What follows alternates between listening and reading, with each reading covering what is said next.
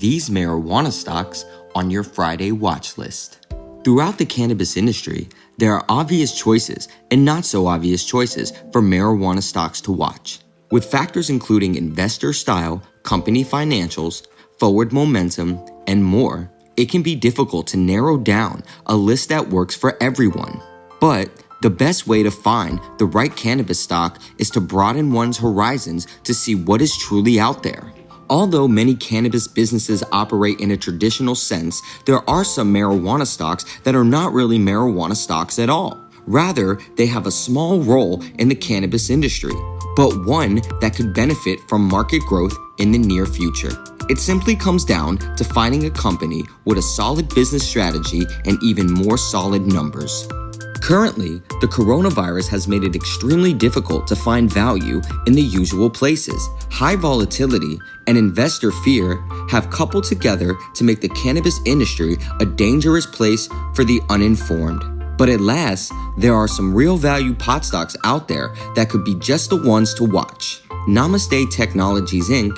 has shown some poor performance in the past, which may be a contributor as to why it doesn't show up in the news too much. But in the past few weeks, Namaste has actually been moving up in value. During April, the company shot up by as much as 50% before retreating to a more corrected amount. But this increase does show that there are some bulls waiting to pounce on Namaste. The company is considered to be a cannabis tech company, as it mostly operates as an online platform for cannabis users. The company also stated that its year-end revenue for 2019 totaled at around $17 million. A cannabis stock with barely any skin in the game, Shopify Inc. may be a complete surprise on this list, as it is not a cannabis stock in any traditional sense of the term. But for those who are skeptical, the company does operate slightly within the boundaries of the cannabis industry. Of course, we all know what Shopify does as a web service provider, but the company has managed to help out many cannabis businesses by offering a point of sale products.